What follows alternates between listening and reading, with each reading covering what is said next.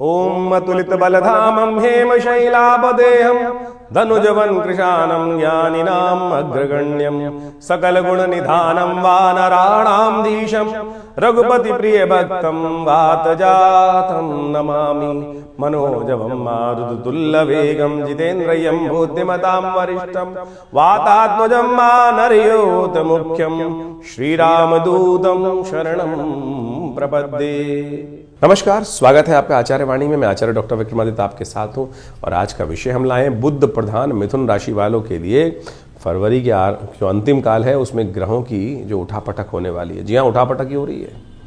ऐसी युति बनने जा रही है जो बहुत साल बाद बन रही है।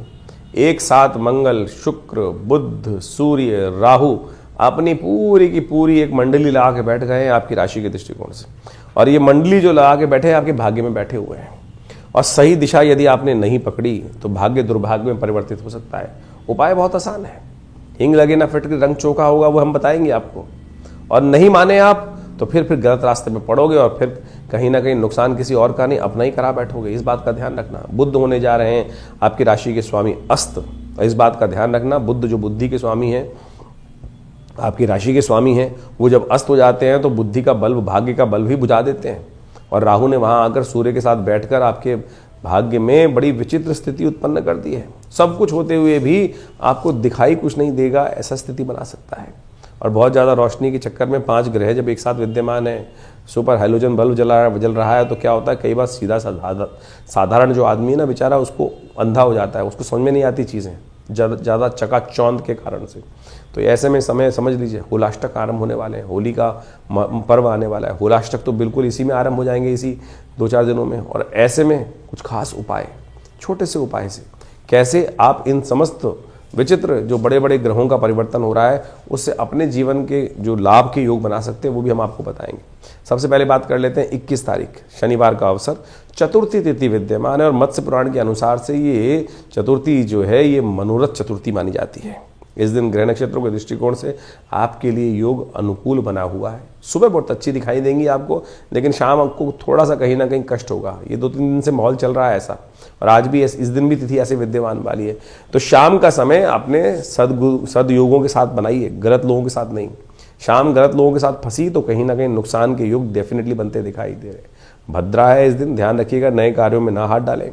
और शुक्र भी इस दिन परिवर्तन की तरफ जा रहे हैं, बृहस्पति के नक्षत्र में प्रवेश कर रहे हैं। और ये शुक्र जो है वो आपकी राशि के दृष्टिकोण से बृहस्पति के नक्षत्र में प्रवेश कर अभी मंगल के साथ जब तक योग नहीं बनेगा तब तक तो कम से कम फेवरेबल आपके लिए बहुत अच्छे रास्ते बनाते दिखाई देंगे। तो आप इस दिन विशेष तौर पर एक उपाय करने का प्रयास करें। विघ्नहर्ता गणेश जी का ध्यान करें, उनको थोड़ा सिंदूर अर्पित कर दें। शनि भी अनुकूल हो जाएंगे आपकी राशि के दृष्टिकोण से, ऐसा योग बन रहा है। और शनि आपके सम्मान पर बार बार इन दिनों दाग लगाने का काम करते रहेंगे, तो इसलिए शनि को मनाओ, सदा सुख पाओ, इस बात का ध्यान रखना। 22 तारीख रविवार का अवसर, पंचमी तिथि विद्यमान है। सुबह से ही शुभ मुहूर्त बना हुआ है, जिसको सर्वार्थ सिद्ध योग बोला जाता है। ग्रह नक्षत्रों की चाल जो आपके लिए बनी हुई है, परिवर्तन की जो चाल बनी है आपकी राशि के दृष्टिकोण से, वो आपके लिए खास तौर पर ध्यान रखने योग्य है। जैसा हमने आपको बताया कि इन दिनों ग्रह परिवर्तन कर आपके लिए गलत लोगों की संगत भी तैयार करते दिखाई दे रहे हैं। गलत संगत के गलत नतीजे होते हैं, इस बात को खास तौर पर मान लेना चाहिए, क्योंकि बिल्कुल मंगल परिवर्तन की कगार पे आ गए हैं, शुक्र के साथ योग बनाने वाले हैं। और आपको पता भी नहीं चलेगा कब कोई जो गलत लोग हैं आपके साथ आके चिपक गए और कहीं ना कहीं। तो इसलिए हम कहेंगे तो खास तौर पे सावधानी बरतते हुए गलत लोगों की संगत त्यागने का प्रयास करें। शाम के समय किसी भी फक्कड़ किस्म के आदमी के साथ न बैठें, इस बात का ध्यान रखें, और तो अच्छा रहेगा आपके लिए। तो मिथुन राशि वालों, 23 तारीख के दिन बड़ा परिवर्तन होने के योग आपकी राशि में बन रहे हैं। 2 ग्रह बड़े परिवर्तन की तरफ जा रहे हैं। चंद्रमा परिवर्तन की तरफ जाएंगे, मंगल भी परिवर्तन की तरफ जाएंगे। मंगल जाके चिपक के जाने वाले हैं शुक्र के साथ, और शुक्र मंगल की युति आमतौर पे आग में घी डालने का प्रयास काम करती है। तो ध्यान रखना पड़ेगा आपको। भाग्य में बैठकर ये स्थितियां बड़ी विचित्र हैं। बड़ी बड़ी लंबी लंबी छलांगे, लंबी लंबी स्थितियां आपके लिए उत्पन्न होने के परिवर्तन के योग आपकी राशि के अनुसार से बन रहे हैं। लेकिन साथ साथ ये दिन आपके लिए भारी भी पड़ सकता है, महंगा पड़ सकता है। स्वास्थ्य पे अननेसेसरी गलत संगत के कारण से जेब पर भारी पड़ सकता है। जुर्माने होने के योग आपकी राशि में बने हुए हैं, सावधानी के साथ रहने की ज़रूरत है। सबसे बड़ा परिवर्तन तो आप समझ लीजिए जो आने वाले कुछ दिन तक रहेगा, वो है मंगल का परिवर्तन। मंगल भाग्य में विराजमान हो गए और भाग्य में पहले से सूर्य बैठे हुए हैं, और साथ साथ वहाँ पर राहु विद्यमान है, सबसे बड़ा ग्रह। अब क्या कर दिया है इस समय विशेष तौर पर, सूर्य ने मंगल को अस्त कर रखा है। इनके साथ साथ बुध बहुत जल्दी अस्त होने वाले हैं, शुक्र वहां बैठे हुए हैं और राहु ने इन समस्त ग्रहों को एक तरह से अपनी कैद में ले लिया है। नैसर्गिक दृष्टिकोण से राहु सबसे ताकतवर होता है। ये असमंजस की स्थिति उत्पन्न कर सकते हैं, यानी आपको पतेगा ही नहीं चलेगा कि लगेगा नहीं ये भाग्य जागा हुआ है या भाग्य सोया हुआ है। अध्यात्म में जितना रहोगे ना, अच्छे लोगों की संगत में जितने रहोगे, उतना तो भाग्य जागा रहेगा। और जहां मंदिर का दरवाजा आपने बंद किया, भगवान का दरवाजा बंद किया, भगवान की तरफ से थोड़े विमुख हुए, बस किस्मत को लीप देगा ये ग्रह। तो ध्यान रखना, आपकी राशि के दृष्टिकोण से भाग्य को जगाने के लिए इस वक्त सरलता से, विनम्रता से भगवान का नाम अवश्य करने का प्रयास करें। और इस कलयुग के अंदर हनुमान जी से बड़ा तो कोई देवता दिखाई नहीं देता जो विशेष तौर पर भक्त का हमेशा कल्याण करने का योग बने, जो अपने सुख को भी त्याग दे। हनुमान जी वो योग हैं। हनुमान जी को सुख मिलता है भगवान की संगत में, भगवान के चरणों में, और भक्तों के लिए ही खाली। हनुमान जी इस धरा को छोड़कर नहीं गए, आपके लिए, मेरे लिए। तो आप कोशिश ये करें। और भक्त ऐसे हो गए हैं कि हनुमान जी को निकाल कर घर से बाहर खड़ा कर देते हैं कई बार कि हनुमान जी तुमने मेरा काम नहीं किया, चलो घर से बाहर। तो ऐसे भक्त ना बनो, हनुमान जी की संगत प्राप्त करने का प्रयास करो। ये मंगल शुक्र की युति कहीं ना कहीं नहीं तो गलत लंगोट में फंसा देगी आपको खासतौर पे ध्यान रखना पड़ेगा। ये होली का जो त्यौहार आ रहा है, रंग में भंग ना पड़े। नित्यपति हनुमान चालीसा का पाठ, मंगल के मंगल सुंदरकांड का पाठ, क्योंकि मंगल चल रहे हैं अस्त, शुक्र के साथ बना रहे हैं युति, साथ में बैठे हैं राहु और साथ में सूर्य और बुध भी अस्त होने जा रहे हैं।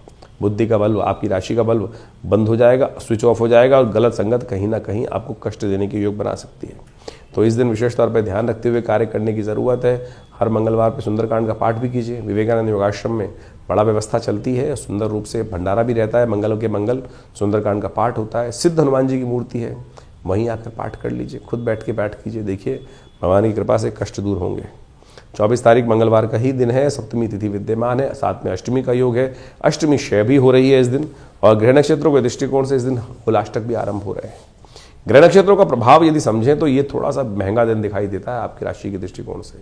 तो मिथुन राशि वालों अपनी जेब का बहुत खास तौर पर ध्यान रखना है। दिल फेंक आशिक मत बनना, भारी पड़ सकता है। शुक्र के साथ मंगल की युति हो गई है और कहीं ना कहीं आशिकी जो है वो भारी पड़ती दिखाई दे सकती है। तो आप गलत लोगों की संगत परेशानी में डाल सकती है। होलाष्टक शुरू हो रहे हैं इस दिन से, और ये आने वाले 8-10 दिन जो हैं होली तक खासतौर पर कई बार आपके लिए झटके पड़ने के योग बनते दिखाई दे रहे हैं। तो ऐसे में इन समस्त कष्टों को दूर करने के लिए कोशिश ये करें, आप विशेष तौर पर हनुमान जी की आराधना करने का प्रयास करें। हनुमान जी की आराधना अवश्य करिएगा। होलाष्टक कैसे समाप्त करें? नेगेटिव प्रभाव जो होलाष्टक चलते हैं ये 8-10 दिन जो हैं वो बड़े विशेष तौर पे जो हीन भावना से ग्रसित लोग होते हैं, दोस्ती के नाम पर, मंगल शुक्र की युति जो है वो दोस्ती के नाम पर हाथ बनाएंगे और कहीं ना कहीं पता नहीं कहाँ छुरा भोंक देंगे। ऐसे लोग आपकी राशि के दृष्टिकोण से कहीं ना कहीं नुकसानदायक सिद्ध हो सकते हैं। तो बहुत सोच समझकर दोस्ती बनाओ, बहुत सोच समझकर कार्य करो।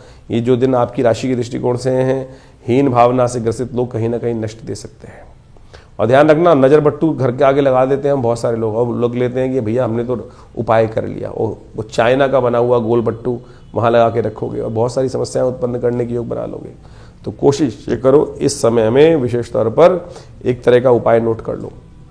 आपकी राशि के दृष्टिकोण से हम एक उपाय बता रहे हैं।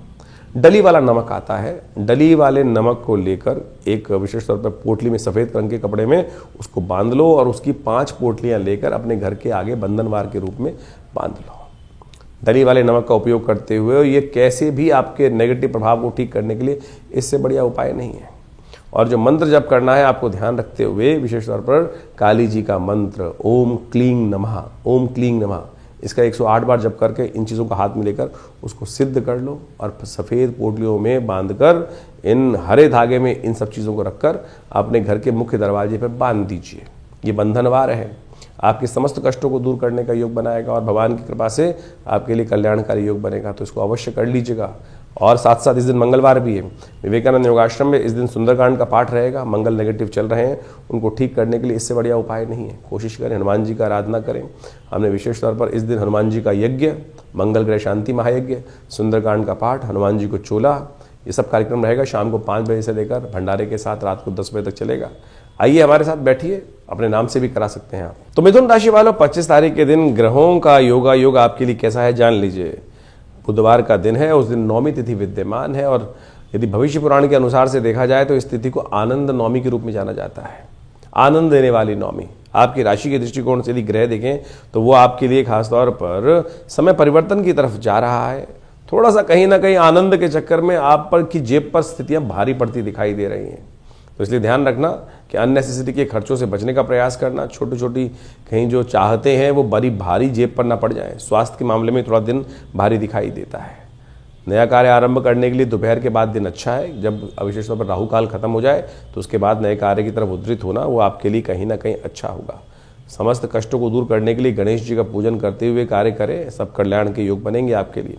26 तारीख का दिन बृहस्पतिवार का दिन है, दशमी तिथि विद्यमान है। विजय का योग, कीर्ति का योग आपकी राशि में बनकर तैयार हो रहा है, राजयोग बनकर तैयार हो रहा है आपकी राशि के दृष्टिकोण से, और ये आपके लिए कहीं ना कहीं कल्याणकारी योग बनाने के लिए ग्रह स्थिति बना रहे हैं। नया मोटिवेशन आपके मनोमस्तिष्क में आता दिखाई दे रहा है और चीज़ें आपके लिए बहुत अच्छी रहेंगी। लेकिन ध्यान रखना, बड़ों के साथ अननेसेसरी क्लैश में मत फंसना, इस बात का ध्यान रखते हुए कार्य करो। कारण यह है कि आपकी राशि के स्वामी बुध है, वो सही जो आपको शिक्षा देने का प्रयास करेंगे, सही बातें जो बोलेंगे, उनके साथ आप बेकार भिड़ंत के चक्कर में फंस जाओगे। अपनी ईगो के चक्कर में न फंसो, इस बात का ध्यान रखो। चीज दिन बहुत बढ़िया है, लाभ के योग है, बस थोड़ा सरलता से कार्य करने का प्रयास कीजिए, वही अच्छा रहेगा।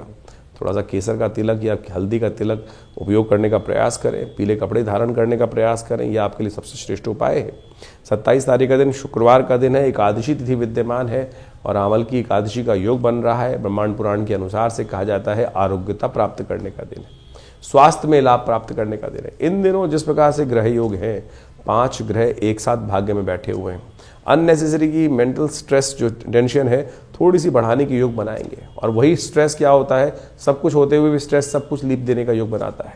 एकादशी का व्रत रखें, हो सके तो भगवान विष्णु की पूजा करें और एक काम करें, आंवले का सेवन करें। आंवले के पेड़ के नीचे बैठकर किसी शुद्ध जगह पर जाकर आंवले में के नीचे भगवान विष्णु का पूजन करें तो कल्याण होगा। ये आंवल की एकादशी जो है फागुन मास के जो शुक्ल पक्ष की एकादशी के दिन कहा जाता है और ब्रह्मांड पुराण के अनुसार से इस दिन खास तौर पर कहा जाता है आरोग्यता प्राप्त करने का सुंदर योग बनता है। फागुन मास की शुक्ल पक्ष की एकादशी के दिन कहा जाता है कि आंवले के पेड़ के नीचे बैठकर भगवान विष्णु का यथाउचित भाव से पूजन करना, कथा का श्रवण करना से क्या होता है कि जो भयंकर से भयंकर बीमारी के योग भी जीवन में होते हैं ना, ग्रहण प्रभाव के अनुसार से बनते हैं, वो भी कहीं ना कहीं दूर हो जाते हैं। और इस दिन विशेष तौर पर भगवान विष्णु का धात्रेयी नमा इस मंत्र का उच्चारण करते हुए पूजन करना, आंवले का दान करना, भगवान विष्णु को विशेष तौर पर अपनी जितनी आयु हो उतनी बड़े आंवले लेकर उनकी माला भगवान को अर्पित करने से अद्भुत रूप से कल्याण के योग बन जाते हैं। तो इस दिन बड़ी श्रद्धा से व्रत करें, भगवान के नाम का संकीर्तन करें, ओम नमो नारायणाय इस मंत्र का जप करें, कल्याण के योग बनेंगे। कष्ट भी दूर होने की स्थिति बहुत बढ़िया से आपकी राशि में बनने की स्थिति बन जाएगी। अपने नाम से इस दिन विशेष तौर पर कोई जीवन में कष्ट चल रहा हो तो कहा जाता है कि आंवले को अपने वजन के बराबर आंवले का दान करने का प्रयास करना चाहिए। इस दिन यथेच्छ मात्रा में इन दिनों बहुत ताज़ा आंवला आ रहा होता है और अभी चैत्र तक तो सुंदर रूप से प्राप्त हो गई होगा।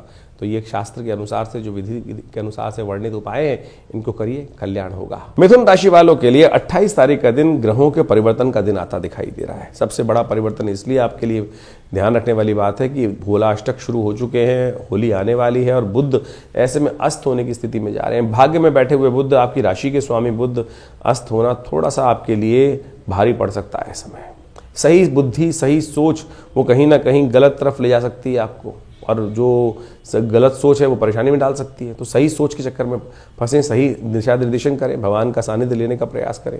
राहु के साथ सूर्य मंगल के साथ विद्यमान जिस प्रकार से होकर बैठे हुए हैं भाग्य के अंदर, यदि आप भगवान का सानिध्य, सदगुरु का सानिध्य, अच्छे लोगों का सानिध्य त्याग दोगे ना, धर्म से दूर हो जाओगे। इसी तरह से ध्यान रखना, धर्म युक्त कार्य करने से दूर हो जाओगे तो फिर ये दिन आपके लिए कष्टकारी हो सकते हैं और विशेष तौर पर परेशानी के योग बना सकते हैं।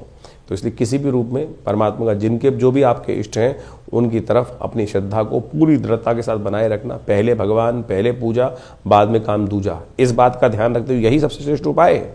इस दिन पापनाशनी द्वादशी है। कहा जाता है कि आंवले के पेड़ के नीचे जाकर बैठकर भगवान विष्णु की आराधना करने से, आंवले भगवान को अर्पित करने से ये समस्त पापों का क्षय बन जाता है। तो इसलिए अवश्य करना चाहिए। ब्रह्मांड पुराण में इसके ऊपर बहुत बृहद वर्णन लिखा है। कहा जाता है कि एकादशी के दिन से व्रत रखते हुए द्वादशी को आके, यानी एक दिन पहले से व्रत रखते हुए द्वादशी के दिन सुबह सुबह धात्री के पेड़ के, आंवले के पेड़ के नीचे जाकर बैठकर वहाँ भगवान विष्णु का षोडशोपचार पूजन करें और फिर वहीं बैठ के आंवले का सेवन करने से कहा जाता है कि समस्त प्रकार के जो शारीरिक कष्ट भी और आत्मिक कष्ट भी उन सबसे निवृत्ति का योग बन जाता है। फागुन का महीना अपने आप में बड़ा अद्भुत योग लेकर आता है। फागुन में कई प्रकार के योग बनते हैं, शिवरात्रि इत्यादि योग अभी आपने देखे। साथ में ग्रह गणनाओं के अनुसार से इस बार जो फागुन का समय देखें, अभी ग्रहण पड़ के चुका है। भारत में नहीं था ग्रहण, लेकिन उसके साथ साथ उस ग्रहण का प्रभाव तो पूरे विश्व में आता दिखाई दे रहा है। जिस प्रकार से कहा जाता है, यदि वराहमिहिर संहिता को उठा के देखें तो वराहमिहिर संहिता में लिखा है कि फागुन के महीने में जब ग्रहण पड़ता है, तो जिन क्षेत्रों में ग्रहण पड़ता है उससे पूर्व के क्षेत्रों में कहीं ना कहीं प्राकृतिक आपदाओं के, कहीं ना कहीं वैमनस्य के, और वहाँ जो लोग रहते हैं उनके जीवन में कहीं ना कई प्रकार के कष्ट होने के योग बनते हैं। तो अभी देखिए ग्रहण जिस प्रकार से पड़ा, साउथ अफ्रीका इत्यादि क्षेत्रों में पड़ा है, और उस क्षेत्र का प्रभाव समझें कि उसके पूर्व की तरफ जरा देखें तो ऊपर जहाँ पर भी युद्ध इत्यादि चल रहे हैं यूरोप इत्यादि में, पूर्व से लेकर जो कहा जाता है क्षेत्र के अनुसार से, तो वहाँ भयानक आपदाएं आने के योग, यानी भयावह स्थिति और ज़्यादा आने वाले समय में पड़ने के योग दिखाई देते हैं। और इस वक्त सूर्य और शनि के आसपास बहुत सारे ग्रह एकत्र हैं। ये कुछ ना कुछ असंभव कुछ कार्य होने के योग बनाती दिखाई दे रही है,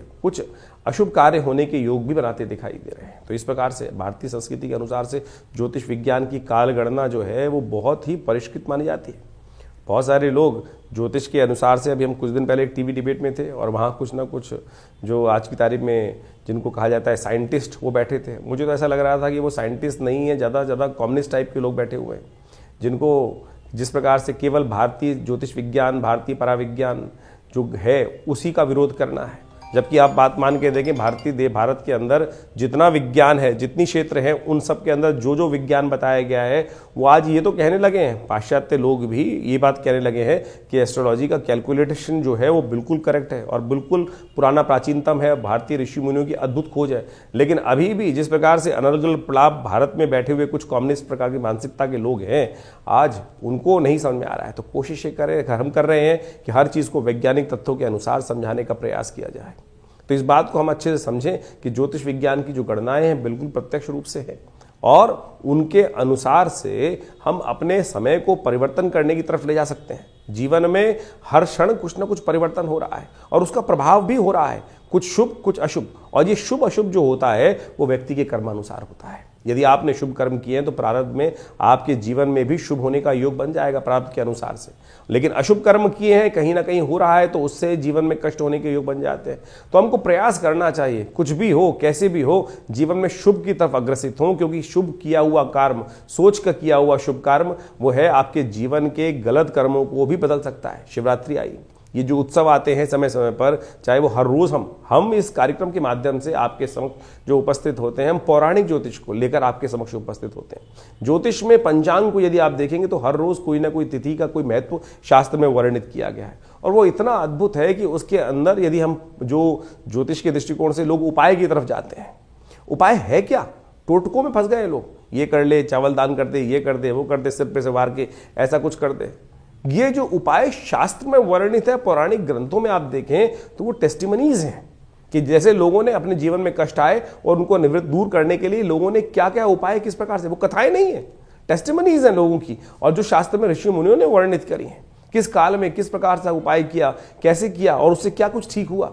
जो सत्यनारायण कथा आप समझे कि वो सत्यनारायण की जो कथा है वो केवल कथा नहीं है, लोग सोच के बैठ जाते हैं, वो वास्तविक तौर पर वो प्रभाव है कि लोग बताते हैं कि किस प्रकार से उनके जीवन में कष्ट आया और उस कष्ट को ठीक करने के लिए उसने कौन सा किस प्रकार का उपाय किया। और सत्य माने वो जो कथा में टेस्टिमनी है, उस उपाय को, उस नाम को, हरि नाम का संकीर्तन करके व्रत कर कर वो कष्ट से व्यक्ति दूर हो गया।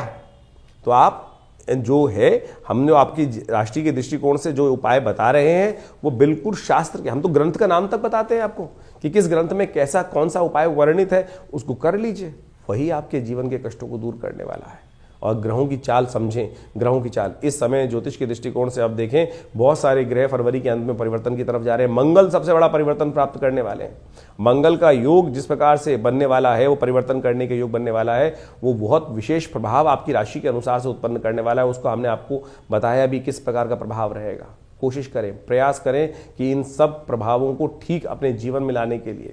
बुध महाराज अब अस्त होने जा रहे हैं, बुध का बहुत जल्दी अस्त होना, और सूर्य के सन्निकट, शनि का, सूर्य के सन्निकट इतने सारे ग्रहों का जो होना, वो कहीं ना कहीं कुछ अशुभ योगों को उत्पन्न करता दिखाई दे रहा है। तो इसको ठीक करने के लिए जो उपाय हमने समय समय पर आपको लिए बता रहे हैं, तो उनको करिए। ईश्वर की कृपा से आपके जीवन में बहुत सारे कष्ट दूर होने के योग बन जाएंगे। और मंगल अभी अस्त चलने वाला है, ध्यान रखना, मंगल अभी काफ़ी लंबे समय तक अस्त चलने के योग बना ही रहा है। तो ऐसे में तो आप कोशिश ये करें, हनुमान जी का नित्य प्रति स्तवन करते रहें। अभी 1-1.5 महीना मंगल अभी अस्त चलेंगे, और ऐसे में इस समय में मंगल जो है दुस्साहस करवा देता है कई बार, और गलत कार्यों में फंसा देता है। और जिन जिन की कुंडलियों में कुछ मंगल अशुभ स्थिति में चल रहे हैं, दशाएँ चल रही हैं, या शनि का कुछ नेगेटिव प्रभाव चल रहा है, तो उनको तो खास तौर पर कुछ ना कुछ उपाय करते रहना चाहिए जो हम बता रहे हैं। और जिस प्रकार से आप अपने स्वास्थ्य को दिखाने के लिए डॉक्टर के पास जाते हैं, वैद्य के पास जाते हैं, उसी प्रकार से अपनी ग्रहों की गणना को भी समझने के लिए समय समय पर अपने ज्योतिषविद से, अपने ज्ञानी ज्योतिषियों से अपनी मंत्रणा करते रहना चाहिए। क्योंकि समय से पहले पूर्वाभास हो जाता है फिर, और उससे बचने के बहुत सारे रास्ते मिल जाते हैं। हजारों लोग इसका लाभ उठाए, करोड़ों लोग मैं कहूँगा लाभ उठाते आए हैं इससे। तो आप भी अनेक विडंबनाओं को मन से हटाएं। और कई बार हम अपने ज्योतिष कार्यक्रम के माध्यम से बहुत सारी चीज़ें बताने का प्रयास करते हैं। अभी हमने पिछली बार आपको बताया था कि इस बार 5 मंगल का योग बन रहा है, और ये 5 मंगल फागुन में पड़ रहे थे। और एक महानुभाव हमारे चैनल पे कमेंट करके बोल रहे थे कि भाई साहब फरवरी में तो 4 मंगल पड़ेंगे।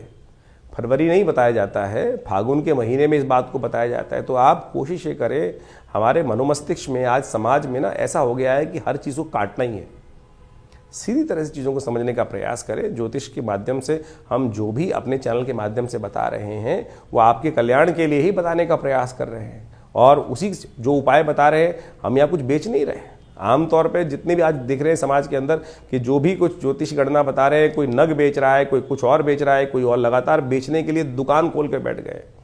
इस कार्यक्रम के माध्यम से हम आपके समक्ष जो कुछ शास्त्र में वर्णित है, जो उपाय शास्त्र में वर्णित है, उन्हीं को पुराणों से निकालकर आपके समक्ष उपस्थित करते हैं। एक एक बात को तर्क के दृष्टिकोण से रखते हैं। कोशिश करें उनको सही रूप से अमल करने का प्रयास करें। और फिर भी कोई मन में शंका हो तो चिंता ना करें, ये दिल्ली में जो आश्रम है वो आपके लिए ही बनाया गया है। हमारे पिता आचार्य श्री केशव देव जी महाराज ने आज से 70 साल पहले इस आश्रम की स्थापना करी, और दिल्ली में ही करी। और वहाँ हम शोध संस्थान चलाते हैं। 50 से ऊपर पुस्तकें जो हैं भारतीय संस्कृति, पराविज्ञान, मनोविज्ञान, योग विज्ञान, मंत्र विज्ञान, यज्ञ विज्ञान, मुद्रा विज्ञान, योग इत्यादि पर, कर्मकांड इत्यादि पर हमने बहुत बृहद रूप से लिखी हैं। चाहे वो कुंडलनी ध्यान साधना के संबंध में हो, आध्यात्मिक साधना के संबंध में हो। और समय समय पर महीने में कम से कम 10 बार बड़े कार्यक्रम होते हैं, उसमें हम स्वयं बैठते हैं, स्वयं मिलते हैं आपसे। तो आप आइए और आज राजा रानी कथा सुनने से ऊपर उठे, शास्त्र को समझें। हमने रामचरितमानस के ऊपर हर रविवार को स्वाध्याय रखा हुआ है, और उसमें राजा रानी कथा नहीं, उस विज्ञान को, भारतीय संस्कृति के विज्ञान को आप कैसे अपने जीवन में उतार सकते हैं, उसको सार रूप में समझने का प्रयास करना। जब कथाओं पे करोड़ों रुपए खर्च किए जा रहे हैं, जबकि कथा पुराने ज़माने में ऐसे ही ज़मीन पे बैठ के की जाती थी, जंगल में, बाग में बैठ के की जाती थी। लेकिन आज 2-2 करोड़ 10 करोड़ रुपए खर्च कर जो एक रेपुटेशन और किस प्रकार से कथाओं को करने का व्यवस्था बनाई जा रही है, वो बड़ा दुर्भाग्यपूर्ण है। और बड़े बड़े मंच पे लोग बैठकर धर्म के प्रति किस प्रकार का बात बोलते हैं। बहुत लंबे चौड़े बड़े कथावाचक हैं। उन्होंने अभी राम कृष्ण कथा कहते कहते कृष्ण को भी कितनी प्रकार से उपहास, भगवान का भी उपहास उठाने का प्रयास किया। अरे शास्त्र में कैसी घेलमेल हुई है, क्या इन ज्ञानियों को पता नहीं है? इन ज्ञानियों को यह भी समझना चाहिए कि शास्त्र के दृष्टिकोण से जो जो रहस्य की बातें बताई गई हैं, उसको अपनी विवेक बुद्धि के अनुसार से उपयोग करें। केवल मंच को आप अपनी सेल्फ की जो भी कार्य करने की बात कर रहे हैं। शास्त्र में कितना लोगों ने, हमारे भारतीय संस्कृति में कैसे कैसे लोगों ने कैसा कैसा दुराग्रह किया, शास्त्र को प्रमाणित रूप से बदल दिया गया। क्या क्या पता नहीं, अपने हित स्वास्थ्य को सिद्ध करने के लिए, चाहे वो अलग अलग मत के लोग रहे, अलग अलग राजा रहे, अलग अलग जो आक्रांता रहे, उन्होंने हम सनातन धर्म के ऊपर कैसे आक्षेप करने का प्रयास किया है। और वही मंच के माध्यम से बड़े बड़े कथावाचक भगवान कृष्ण, भगवान को भी नहीं छोड़ते हैं। आपको कथावाचक होते हुए, लोगों को ज्ञानी महात्मा होते हुए इस बात को समझ में आना चाहिए कि शास्त्र में एक बात को बताया गया है, तो अगर उसमें कुछ बदलाव किसी ने किया है तो कम से कम कथावाचक के रूप में, ज्ञानी के रूप में यदि व्यक्ति उपस्थित है, व्यास गद्दी पे उपस्थित है, तो उसको तो कम से कम समझ लेना चाहिए। तो मैं कहूँगा ये मुरारी बाबू जैसे लोग भी आज जिस प्रकार से अलग अलग प्रलाप करने की बात करते हैं, दुखद है। बड़े बड़े पद में बैठे हुए लोग केवल आज उपहास करने का प्रयास कर रहे हैं, और आज वृंदावन से, मथुरा से कितने लोग इस क्षेत्र में घुसते चले जा रहे हैं। ज्ञान नहीं है, संस्कार नहीं है, परिवार नहीं है, और उसके बाद भी जिस प्रकार से शास्त्र को प्रमाण उपस्थित नहीं करते हैं। गलत जहां पर है उसको गलत करने का प्रयास कीजिए, गलत कहने का प्रयास कीजिए, अपने मंच से उस बात को ना कहें तो अच्छा रहेगा। तो इस बात को समझने का प्रयास करना चाहिए। भारतीय संस्कृति परम शुद्ध है, सम्मान की संस्कृति है, और वहाँ पर परमात्मा ने जो भी उदाहरण उपस्थित किए, भगवान ने जो भी ऋषि मुनि ने उदाहरण उपस्थित किए हैं, हम सबके कल्याण के लिए किए हैं। लेकिन हमारे शास्त्रों के माध्यम से बहुत सारे लोग उस मंच को गलत तरह से उपयोग करने का प्रयास कर रहे हैं। आप सबको उसको समझना चाहिए, और जो भी कोई मन में प्रश्न हो तो आप आइए हमारे आश्रम में। दिल्ली में विवेकानंद योगाश्रम बहुत बड़ा शोध संस्थान है, बड़ा हॉस्पिटल है। योग प्राकृतिक चिकित्सा में बहुत अद्भुत रूप से आध्यात्मिक क्षेत्र में हम कार्य कर रहे हैं। आप सबसे रविवार को भी मिलते हैं। हर रविवार को सुबह 8 से लेकर 11 बजे तक बड़ा कार्यक्रम चलता है। मंगलवार को सुंदरकांड के कार्यक्रम चलते हैं। तो समय समय पर आप आकर आश्रम पर जुड़ सकते हैं और अपने प्रश्नों का निदान भी जान सकते हैं। और हर रविवार को वहाँ जनरल एक सामूहिक कार्यक्रम रहता है सुबह के समय पर। आप उसमें सादर आएंगे तो कोई फीस नहीं ली जाती है। बहुत सारे लोग फीस के चक्कर में घूमते रहते हैं। आश्रम में रविवार को भंडारा होता है, मंगलवार को भंडारा होता है, हर मंगलवार हर रविवार को भंडारा होता है। गौशाला चल रही है बहुत बड़ी, सबका उसमें कार्य करने के लिए हम कार्य करते हैं। तो दिल्ली के क्षेत्र में हम तो लगे हुए हैं। यज्ञ इत्यादि हर रोज़ 8 घंटे रविवार को होता है। माँ भगवती का सुंदर शिव विग्रह विद्यमान है, जो मुल्तान से 500 साल पुराना शिव विग्रह। हमारा सौभाग्य था कि हमारे परिवार में भगवती का शिव विग्रह का जो है आना 1947 में, और वह आज भी मूर्ति, दिव्य चमत्कारी मूर्ति भगवती की प्रतिष्ठित है। उनका दर्शन कर लेने मात्र से माँ भगवती जीवन में कल्याण का रास्ता बना देती हैं, सदकर्मों का उदय कर देती हैं। तो आइए दिल्ली में विवेकानंद योगाश्रम में हम आपका स्वागत करेंगे, और जुड़िए इस परिवार से, कल्याण होगा।